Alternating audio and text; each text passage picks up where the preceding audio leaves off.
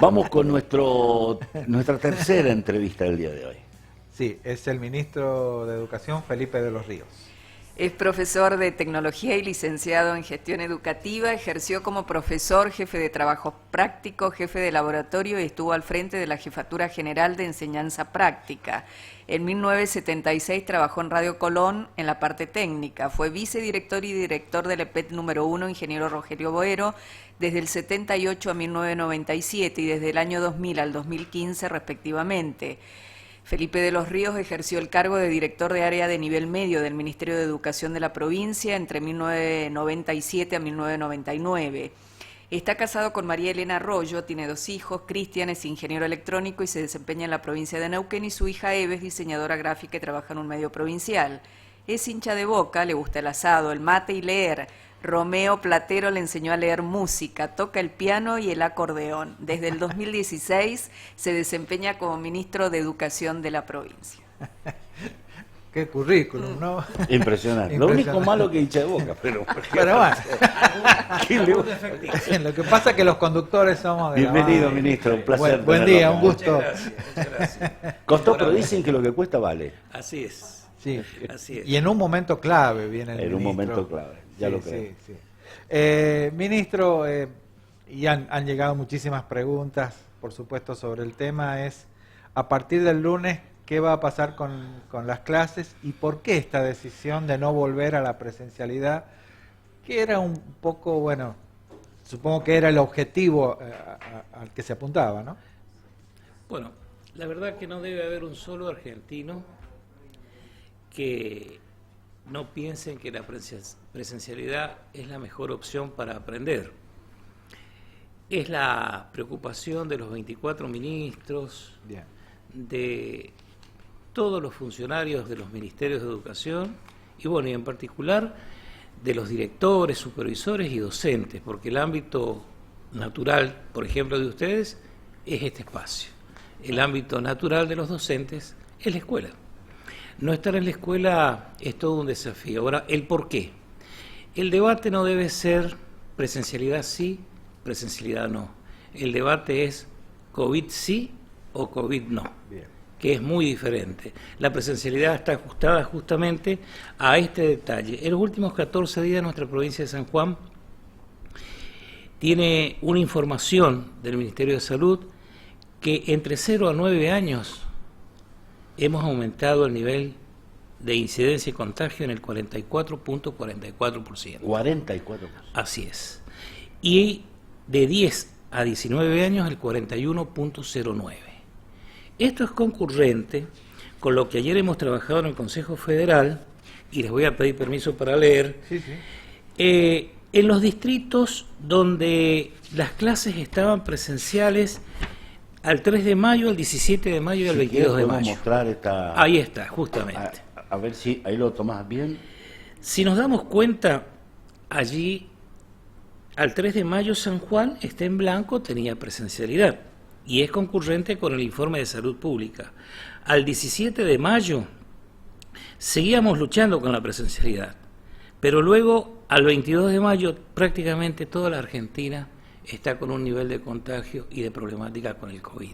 Esto hace que, a pesar del escenario propicio de la vacunación, que también he traído los datos de la vacunación, a este momento nosotros tenemos entre docentes y no docentes vacunados del nivel inicial, del nivel especial, del nivel primario, directivos y no docentes, 20.180 personas vacunadas con la primera dosis, y de la segunda dosis 11.854. Esto quiere decir que el escenario de la vacunación va en ascenso escalonado y rápido, con una pendiente ascendente importante, pero lógicamente la mutación de las cepas de este virus es lo que no da tregua. Entonces la presencialidad es una consecuencia, no es una decisión, es una consecuencia de lo que nos pasa en salud. O sea, estamos hablando de salud, no de educación. Exacto. Para sostener la educación hemos debido recurrir nuevamente a la virtualidad. Ya veníamos con el protocolo de San Juan, que fue el primero, porque nosotros hemos demostrado que somos totalmente interesados en la presencialidad, fuimos los primeros en tener un protocolo aprobado, fuimos los primeros en el año 2020 en volver. El brote de Caucepe, justamente donde Romina es intendenta, nos obligó a determinar que no continuara la presencialidad en 14 departamentos, y ahora teníamos la esperanza, la semana pasada, que luego de las restricciones iba a atenuarse, pero no es lo que justamente la estadística de salud nos muestra. Por eso en la reunión de ayer y por esta semana próxima continuamos de la bimodalidad con la virtualidad. Y hay zonas en donde la conectividad no llega, y allí también vamos a hacer el mismo procedimiento que hicimos en el 2020, de entregar las guías en formato papel, impresas, a los papás de los chicos para que puedan avanzar. Ahora, hay algo que San Juan sí hizo diferente a muchas jurisdicciones. San Juan tiene un programa provincial que es el PRASIR, que lo destinamos nosotros desde el 2015 a recuperar una matrícula de deserción escolar que se daba por el fracaso del segundo y tercer año de la escuela secundaria. Se lo están siguiendo en otras provincias ahora. Bien, ese mismo programa lo readaptamos para que coadyuvara a dos instrumentos o dispositivos que se aprobaron en Nación. Uno es la promoción acompañada, no es otra cosa que aquel alumno que termina en un nivel y va a pasar a otro, lo acompañamos con profesores contratados justamente por el Ministerio de Educación y con recursos nacionales para que se resuelva el problema de la promoción. Y lo otro es la unidad pedagógica temporal, que no es otra cosa que tomar los contenidos que no se desarrollaron en el año anterior y entrelazarlos, para hablar, usar una palabra común, entrelazarlos con y vincularlos con los contenidos del año próximo siguiente. Y así el alumno de segundo año tiene tercero, cuarto y quinto para arreglar el déficit del 20. Los más problemáticos son los que pasan de nivel. Por esa razón, esta semana pensamos en la presencialidad administrada, que es priorizar a los que van a primer año y en el último año. Pero los datos estadísticos no nos permitieron. Claro, ahí está. Claro. Esa es la razón por la cual vamos a la virtualidad. Yo me voy a hacer una pregunta que no es mía.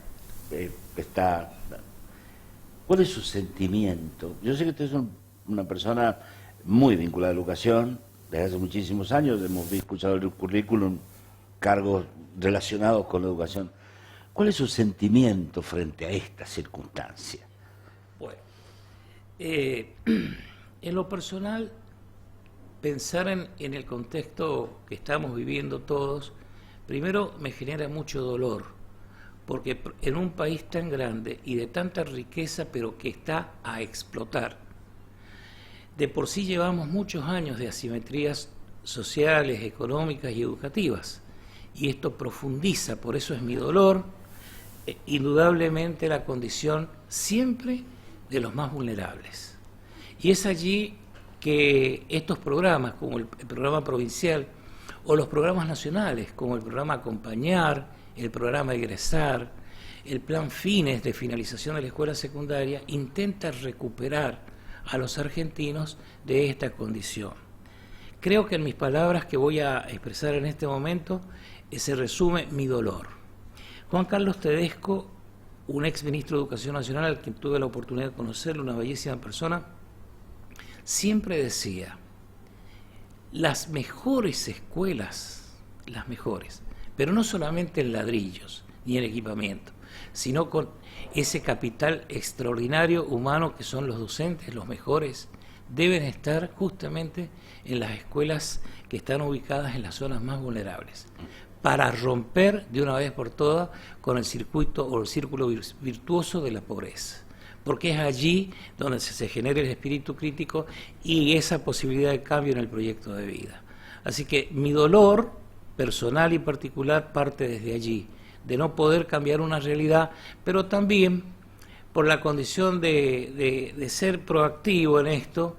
Creo que toda crisis da la oportunidad para poder aprender o reaprender, y creo que todos los habitantes de este planeta vamos a aprender que debemos priorizar otras cosas en la organización de cualquier país. Tiene esperanza entonces. Eso sí, porque mientras haya vida, hay esperanza. Justamente no cuidarse ahora es ir en contra de la vida. Podemos aprender mientras tengamos vida. Si no la tenemos o la perdemos, seguramente no podemos aprender. Entonces, este es un desafío que justamente nos lleva a una balanza en donde el fiel se inclina o en preservar la salud o en las otras actividades. Y creo que el presidente, en lo particular, optó por lo que es el sentido común, la salud. Ahora, el costo es elevadísimo, porque sin lugar a dudas, sí, a nadie le gusta perder, ni a nadie le gusta que las cosas fracasen. Pero sin lugar a dudas, cada vida de un ciudadano argentino tiene un peso más que significativo ante cualquier actividad. Usted sabe, ministro, que sobre este punto hay otras expresiones ideológicas, incluso que en algunos distritos gobiernan, que tienen otra idea. ¿Los entiende Sí. usted? No, bueno, justamente esa es la buena condición de la República. Sí. Y la buena condición de la democracia, que cada uno tenga la oportunidad de plantear sus disidencias y, lógicamente, cuando los ciudadanos votan por una convicción y allí quien conduce debe ser acompañado por quienes votaron, deben aceptar estas condiciones. Pero el poner en riesgo la salud de las personas, más allá de las convicciones políticas, me parece que no son sanas. Acá, esta estadística que tengo de la provincia de San Juan, del 44.44, de anoche son esta información de la ministra de Salud, o del 4109, nos hace pensar a todos que la comunidad educativa son los alumnos, los papás y los docentes, y todos son importantes. Todos son valiosos. Entonces, podemos, si bien la tecnología no reemplaza bajo ningún concepto, ni lo va a hacer en el mediano o en el largo plazo, no va a reemplazar al ser humano, pero hoy es un medio de la continuidad pedagógica. Hay algunas personas que entienden que la presencialidad, por esta situación, se ve mitigada y que la virtualidad viene a reemplazar a alguien o reemplaza un sistema. Para nada. Lo que hace es dar continuidad pedagógica mientras esta tormenta pase. Y cuando pase, bueno, lógicamente volveremos y reacomodaremos todos, como ha sucedido siempre. Claro, claro. Porque no es la primera vez que hay una pandemia en el planeta. No, no es la primera vez. Ministro, sí, yo me acuerdo de Sabín, fue tremendo. Y no existían los medios de comunicación, no, ni la inmediatez tecnológica comunicacional como ahora. Sí, sí, sí. No, además yo me acuerdo, yo llegaba a mi casa y yo ya venía vacunado. Claro. Y no iba mi mamá a preguntar de qué laboratorio es esta vacuna, qué porcentaje de efectividad tiene, no, nada de eso. Porque no había tanta comunicación como ahora. Y salud es vacunarse. Claro, claro. Ministro, además de esta tragedia social que es la pandemia que sufrimos todos, San Juan sufrió otras cosas, el terremoto, y al sector de educación le provocó un gran daño. ¿Cómo van con eso? Bueno, vamos bien. Yo aquí también le voy a obsequiar hoy, le traigo algunos regalitos. Sí, a ver. Muy bien. Hay una resolución que trajo el ministro Trota hace un par de días que estuvo acá, 921 millones de pesos para reparar 37 escuelas que fueron afectadas por el terremoto. Aquí es importante destacar que al estar en una zona sísmica, nosotros los métodos estructurales en su cálculo han ido cambiando de acuerdo a las necesidades que justamente requiere la estabilidad de estas estructuras ante los sismos. A mayor intensidad hay que ajustar las normas. La mayoría de las escuelas afectadas han sido añosas, no son escuelas nuevas, y esa mecánica de poder construir ya fue desplazada del método elástico al método, a las tecnologías regulatorias del método CIRSOC. Todo esto hace ver que estos 921 millones van a ser necesarios para refuncionalizar, reparar o cambiar, sustituir edificios. Ya hay edificios que... hacer uno nuevo. Exacto, porque han quedado totalmente deteriorados por el sismo o por el terremoto. Así que estamos encaminados en eso, y también el ministro trajo en su momento 461 millones de pesos para el EP número 4, que se está reparando para poderle devolver al EP número 2 su edificio. Porque esta escuela... Que es Ignacio de la Rosa y Catamarca. La EP número 2 en su momento era la Escuela Profesional de Mujeres, respondía a la formación profesional, y en la década del 70 el gobierno de facto dispuso la creación de una escuela. Bienvenido sea la creación de una escuela. Lo que no se hizo es asignarle un edificio propio o los recursos. Entonces se dividió el EP número 2 con el EP número 4. Justamente al estar calculado eso por el método elástico, del lado donde está el EP número 4, que es donde tiene más cantidad de alumnos, el equipamiento, por las tecnologías que allí se llevan, se resintió más. Se hizo una consolidación en la planta baja, pero en aquella oportunidad no se consolidó el primer y segundo piso. Hoy se está terminando la consolidación del primer y segundo piso, pero a la vez y simultáneo, el EP número 4 va a tener su edificio sobre Avenida España y 9 de Julio. Allí tiene el terreno del polideportivo y allí van a estar los 5.500 metros cuadrados del EP número 4. Va a ser una escuela importante. Importante, sí. Y lo merece, es una comunidad que lo merece, han tenido muchos premios, se han destacado en muchas oportunidades, así que es una comunidad muy activa. Me quedan un par de temas para preguntar, no sé si querés avanzar. Yo quería preguntar. Adelante. Si es posible hacer una evaluación pedagógica desde su punto de vista, el año pasado casi todo el año virtual, ¿cómo fue o qué balance hacen de la transmisión de los conocimientos que le llegan al alumno? No sé si se puede comparar con la presencialidad, pero al menos los conocimientos mínimos, ¿es posible transmitirlos con la virtualidad, ministro? Bien. Acabo de hacer una diferencia de un sistema que está creado hace muchos años para la educación superior, no universitaria o universitaria, que es la educación a distancia. Y lo que se ha logrado en la Argentina en la inmediatez, en este mapa que usted mostró recién, es justamente educación a la distancia, en el sistema formal de educación obligatoria de nivel inicial, especial, primario y secundario. ¿Por qué a la distancia? Porque no es bidireccional, es direccional. Llega la documentación, llega la información, pero no hay una interacción. En educación a distancia y no en la distancia tenemos una variante. Hay un tutor que está a disposición determinadas horas del día, con quien me conecto y me comunico como lo hicieron ustedes con la internet de Caucete. Hago preguntas, tengo respuestas, tengo que trabajar documentos, tengo que de alguna manera en metas buscadores asociar informaciones, hacer con un foro intercambio de opiniones y llegar a la evaluación. Esto es lo que hace educación a distancia. Educación en la distancia ha tenido para toda la Argentina este desafío. Y allí me voy a detener en algo que es muy importante, al menos para mí, que cuando las grandes ideas en la Argentina no son acompañadas por todos, luego nos damos cuenta que eran buenas ideas y que si las hubiésemos tenido resueltas como proyectos de gestión no gubernamental, sino como política de Estado, ante una adversidad como la presente, la resolución del problema sería diferente. Si uno viene por Ruta 20, se encuentra allí antes del aeropuerto el troncal del anillo de conectividad nacional. En muchas provincias llegó por la Ruta 20, la 40 o la que sea, sin llegar a las ciudades. Y este tema ingresó por un problema de la concesionaria que estaba llevando adelante, o la consignataria, llegó a manos de la Corte Suprema de la Nación.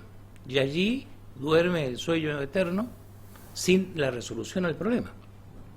Si tuviésemos ese anillo de conectividad, en vez de educación a la distancia, hubiésemos tenido educación a distancia. Y entonces ahora sí, allí podríamos hacer un equivalente. ¿Qué hemos hecho? Todo lo que más se ha podido. Y para complementar esto, para aclarar más, en el sistema presencial normalmente cuando uno entra en la merituación de la valoración de lo que se aprende, lo hace desde los conocimientos que se deben impartir. En este caso, el Consejo Federal estableció que había que garantizar habilidades y capacidades para que permitiese a los alumnos seguir aprendiendo, que es muy diferente plantearse un nivel de aprendizaje sobre determinados contenidos, porque es lo que se podía hacer en la Argentina con esta realidad. Bien. Por eso las políticas compensatorias y todo lo que hemos explicado. Claro. Pero hay un sistema de acreditación de saberes, ¿no es cierto? Hay un sistema que justamente es cualitativo y que luego se transforma para el registro anual y para el libro matriz en numérico, porque también la normativa federal establece que a la hora de recibirse o terminar un nivel tiene que estar acreditado de una determinada forma. Claro, Pero en esto, yo insisto... El analítico que le llamamos. El analítico, insisto. Nosotros en la provincia, con el programa provincial PRACIR y el programa nacional Acompañar, estamos tratando de justamente achicar las asimetrías que ha generado esta educación a la distancia. Nos queda todavía unos minutitos para charlar con el ministro de Educación. Si usted tuviera que elegir, ¿qué le gusta más, la educación pública o la educación de gestión privada? ¿Qué preguntita que le hace? Muy bien, me gusta la educación pública en las dos versiones. Porque es con pública. Gestión privada y no. Porque es pública. La familia elige qué tipo de gestión. Sí. Pero lo importante Y es después que el están Estado, la privada, claro, los Neumann que... Claro, esa ya escapa a la regulación del Estado. Claro. Pero todo lo que tenga como ente regulador el respaldo ministerial, sea de la Nación y correlato con la provincia, es educación pública. Y en esto son las familias las que deciden. Bueno, yo toda mi trayectoria escolar obligatoria la hice en la educación pública. Y realmente, bueno, y mis hijos también son producto de la escuela primaria, de la escuela secundaria pública, de la universidad pública. Quiere decir entonces que no puedo otra cosa que agradecer a la educación pública y valorarla. ¿Y cuál es el proyecto, el perfil del egresado que a usted le gustaría tener? Bien, para eso el doctor Uñac, en el medio de esta crisis en el 2020, planteó el Acuerdo San Juan. Y allí tuvimos la oportunidad de distintos sectores poder intercambiar opiniones. Y una de las cosas que están plasmadas en el Acuerdo San Juan es el Instituto de Educación Trabajo, que es un organismo que no va a tener funcionarios a cargo, sino que va a tener ideas a desarrollar. Y es un conjunto de funcionarios que ya existen, que ya están en las plantas ministeriales y que hacen un trabajo de articulación. ¿Con quién? Con el sector empresario, las cámaras empresarias, con las universidades y con el sistema de educación formal público. ¿Para qué? Para ir generando en los planes de estudio la tendencia para donde va el sector productivo. ¿Esto qué permite? Que no se nos vayan los sanjuaninos, que no haya desarraigo, porque este es el mayor de los problemas que tenemos ahora con el COVID. Justamente donde está la mayor complejidad del mapa que usted empezó a ver el 3 de mayo. En las ciudades o en las provincias donde sus capitales tienen muchísimos habitantes. La mayoría de ellos quizás sean originarios, pero un sector importante del conurbano Buenos Aires no es de allí, no son bonaerenses, son seguramente del interior de la Argentina, que fueron a buscar mejores expectativas, mejores condiciones. Bueno, si logramos que el sistema formativo de la Argentina tenga en cada provincia todas las oportunidades de estudios y que esos estudios tengan que ver con las posibilidades de la verdadera inserción laboral, no hay necesidad de desarraigo y no hay necesidad de irse a la provincia. Sí a conocer el turismo interno, disfrutar de la belleza de la Argentina, pero no de ir a otro lugar donde comienzan los problemas del hábitat, de las instalaciones, del transporte y la multiplicación de problemas. Hay una candidata a rectora de la universidad que también piensa en eso, saber cuál es el perfil del egresado que necesita la provincia. Es muy Y está importante. muy esto, importante. es muy importante para los sistemas formativos. Si miramos un poco lo que pasa en los países del primer mundo, nos vamos a dar cuenta de que la articulación entre los ministerios de educación y los ministerios de la producción, o como tengan la denominación en su equivalente, son muy fuertes. Claro. Y las políticas normalmente en estos países del primer mundo no tienen que ver justamente con políticas de un gobierno, sino con políticas públicas que quedan instaladas en el desarrollo de años. Ministro, la última cosa, ya llevamos media hora charlando. Viene la elección de la universidad, en realidad no sé si se va a hacer o no, ya vamos a averiguar. ¿Qué tan importante es para el gobierno de la provincia y para el Ministerio de Educación? Totalmente importante, porque el sistema formativo argentino es uno solo. Claro. Tiene distintos responsables, pero dependemos todos del Ministerio de Educación de la Nación. Y entonces la articulación entre cada una de las facultades, y en particular con las universidades, con sus rectores, es trascendente, es importante, porque nosotros debemos articular de una manera seria, concreta, para que la función propedéutica, que es poder continuar estudios superiores, sea una realidad y no que se trunquen esperanzas o desafíos planteados en un proyecto de vida. Claro, así que usted sabe que hemos escuchado muchas veces universidades que dicen: los alumnos que me llegan del secundario vienen mal preparados. Eso se puede corregir. claro que se puede corregir. La ley misma, la 26.206, habla de una articulación real. Nosotros al doctor Nassisi le entregamos, al finalizar el 2020, un raconto, y esto es primera vez que se hizo, y una Sí. pena que se haya hecho por primera vez en el medio de la pandemia. Ah. Pero entregamos hasta dónde habíamos logrado en el nivel de desarrollo de la educación presencial y de esta educación que es a distancia. ¿Está bien? En la distancia, perdón, no a distancia. En la distancia. Pero bueno, esto está planteado en la ley 26.206 y esperemos que la nueva rectora o el nuevo rector de la universidad propicie espacios de articulación muy fuertes, porque allí está la esperanza de que personas que acceden al nivel medio como obligatorio tengan la opción de decidir. Se dedican al campo laboral y entonces la educación secundaria tiene que estar preparada para que resuelvan desafíos, saber resolver situaciones problemáticas. Y si se dedican o tienen la esperanza de seguir en su proyecto de vida para un estudio superior, que estén preparados para hacerlo y que la oferta educativa sea concomitante con el desarrollo de la producción de San Juan. Una última pregunta que nos quedó. Ayer estuvo reunido con los gremios, ministro. Sí, ¿Qué le plantearon? ¿Cuál es la expectativa? ¿Y Bueno, cómo se lleva con los gremios? Bueno, nosotros son dos preguntas en una y dijeron una. Sí. Bueno, muy bien, vamos a responder las dos. La verdad que en esto tengo que ser categórico. En ninguna reunión que al menos han mantenido con nuestro equipo del Ministerio de Educación, nunca renunciaron los gremios a la defensa de los docentes. Lo debo decir con claridad meridiana. Absolutamente nunca renunciaron a sus convicciones. Pero sí hemos invertido muchas horas en buscar acuerdos. Acuerdos que permitan la continuidad laboral, acuerdos que permitan la mejora del servicio, acuerdos que permitan el crecimiento. Bueno, lo que plantearon ayer a la doctora Venerando, porque sí, en la reunión anterior estuvo el secretario de Seguridad y en esta oportunidad estuvo la doctora Venerando por segunda vez.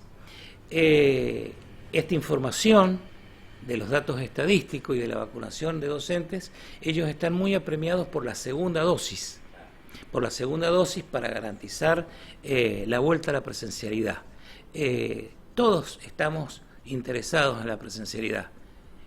Los tres secretarios generales, el Ministerio de Salud también, porque no es cómodo estar diciendo, mire, hay que estar guardado en casa porque no hay seguridad con el transporte público o con una movilidad como estamos acostumbrados, pero a nadie le gusta ser el malo de la película.